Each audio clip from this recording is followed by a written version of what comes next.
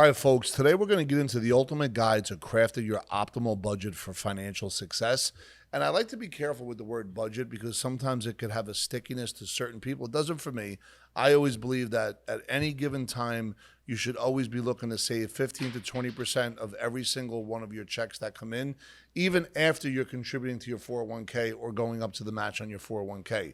With that, you may not be able to do that right away, so you have to work your way to there. Even if it's 5% of every check, or even if it's 10 or 12 or 15 or 13 or 18, find your way to 20 at some point. And if you're really crushing it, you want to be able to go more than 20%. And remember, I'm not just saying keep it into a savings account, but you do want that 6 months of protection. If there's one family, one of the, husband or wife earning, the only earner in the family, you want to make sure you have 6 months. But if it's two spouses working, you get up to 3 months of savings for fixed expenses because you never know. But always want to look out for certain red flags that are out there when it comes to your money.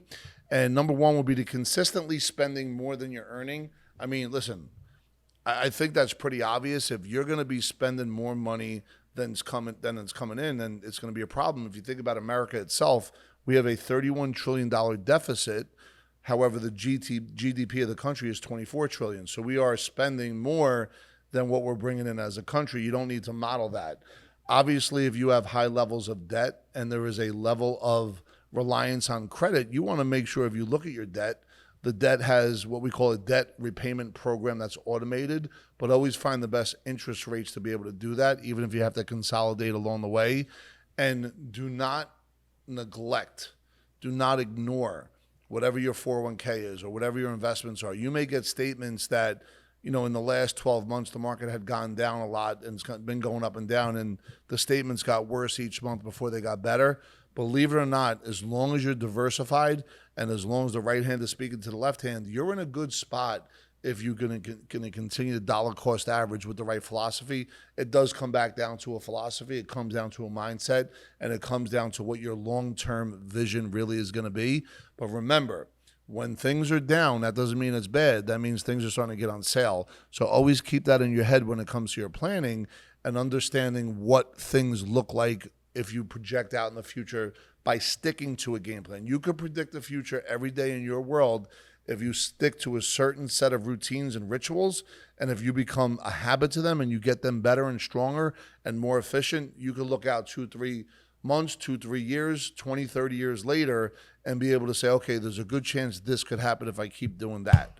Anyway, real important to understand budget friendly versus expensive. I mean, sometimes there's people that are, they live in dilution, distortion. It matters to consider the cost when making discretionary spending decisions. That's important. Evaluate the long-term value and impact of expensive purchases. Of course, see if there's write-offs, if there's not write-offs, if it's a depreciating asset or not.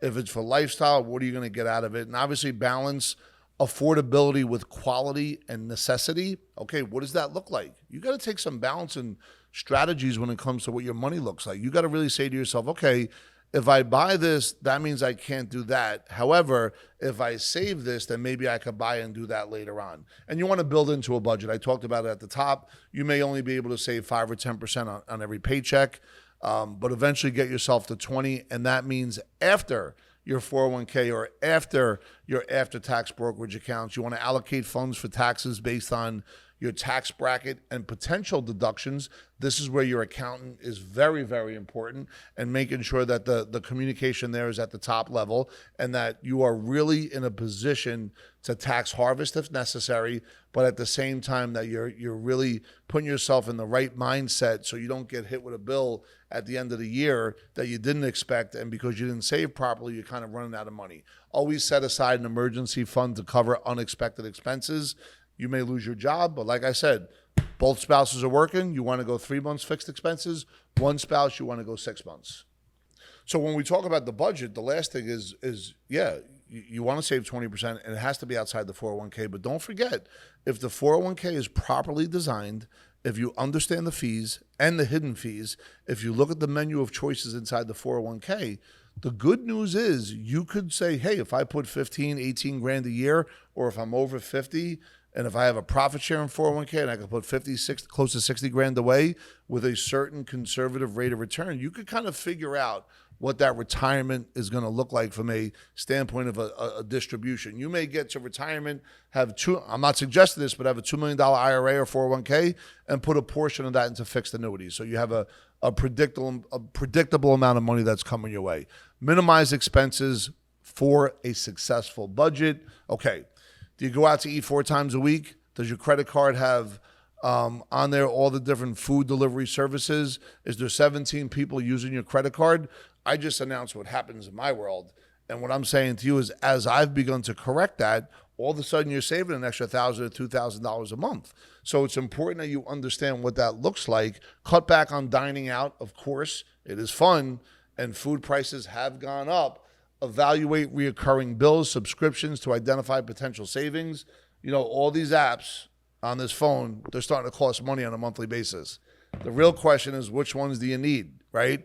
Because all that stuff adds up. And if you look at all that, and you got the Netflixes, and you got the Prime Video, and you got, HBO Max, and, all these other things that are out there, it's going to cost you money. And is it worth it? Maybe for some people it is. But if it's cutting into your savings and it's affecting your lifestyle later on, you should look into that. The Epic Wealth Builder is what we provide for everybody that's a client of ours, and it's a personal financial website that puts all of their financial data on one landing page, real time, at the click of a button. Because of its aggregation tool, you'll be able to see your world. For us, it's about, hey, how can a client make good decisions based on logic, math, and science, not emotional timidity? Well, the Epic Wealth Builder tells you the truth. Now, if you're a person that lives in denial, if you're a person that doesn't prepare and just answers a question that sounds good, you will not like the Epic Wealth Builder. If you're a person that is looking to take that next bright step into the future, you will love the Epic Wealth Builder. Go ahead, click the link, subscribe, like, share.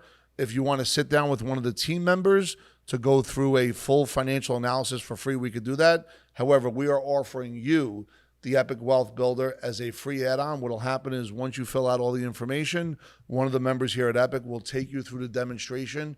There's no obligation to work with us, but it does give you the ability to have a personal financial website that can help you make really good decisions. Thanks for checking us out. And every day we're dropping some content. If you have any suggestions, feel free to put them there. And if there's any specific questions, please lay it out within this video as well. Looking to hear from you soon.